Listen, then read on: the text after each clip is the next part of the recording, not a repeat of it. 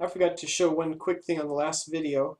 Um, this what we wanted to do is show that they had to achieve a certain mastery before they could move on, and so that's what I'm going to do here. Is I'm going to show this how to lock it down in a way that students have to achieve a certain mastery before continuing on to the next module. So let's get into this balance sheet equation. You can see the various edit functions here, and what we're going to do is back in the module setting, we're going to lock this down so they have to achieve maybe 80% or something like that before moving on. Okay, so let's get over to that. First thing you're going to learn is if you click in here, you can actually add requirements in this module. And whatever you put in here, you can say what students have to do before they can move on. And so I'm going to go ahead and add all the items from this.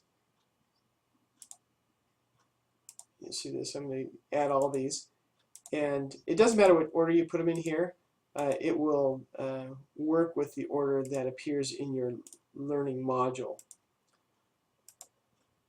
Okay, so as you can see, there were 6 things here. So let's get rid of this last one. So these are all the 6 things that are in this learning module. Right now, all they have to do is view it. Now, if you want them to submit something, oops, I have to add that back, sorry. The very first one. If you want them to just view it, that means all they have to do is click on it before they can move on. Then you can leave it as view. Now, for example, on the quiz, let's, this was the quiz here. They would have to score at least and then say 2 out of 2. On the other one, let's say there was this improve assignment where they had to submit a writing. They would have to submit the assignment. The other one where it was like content page, I don't know if this was the one. Let's assume it was this one. You'd have to contribute to the page, for example. So you can specify what they have to do in order to move on.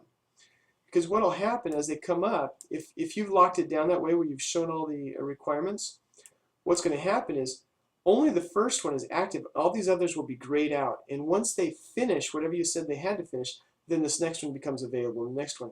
And you can lock it down so they can't move on to the next learning module until everything in this learning module is complete.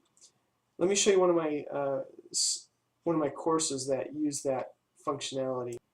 So here's one of my courses. If I were a student in this course, the only thing that would be active is this very first one. This is the one that just gets them started, welcomes them to the course, and they're not allowed to go on and take this quiz until they've clicked on this. In this case, it's just a view. If you go and look here, you see it says, I guess that one's a submit. Let me see. So maybe that's a submit. I think they might have to submit their own video or something. Let me get and click on it. Please watch it. And oh, there's a 15-minute. There's a quiz on it. Okay, so at the end, then they take a quiz. So they watch my video that welcomes them, and then they take a quiz. Okay, so they were not able to move on to the next thing. In fact, let me show you how students would work through this. If they click on that first one, they would take the quiz, and then after finishing the quiz, they can just hit next. But until they finish this quiz, they actually can't click on next. They're just kind of stuck. And so some students don't really like that, but as a teacher, it's quite helpful because you know that if they got to the next item, they must have at least had the opportunity to read before. So if they say, "Oh, I didn't know about the syllabus," or I didn't read it, or whatever, you say, well, at least you clicked on it, you had the opportunity to read it, and it just kind of helps move things along. So that's pretty much it on this video, and aloha.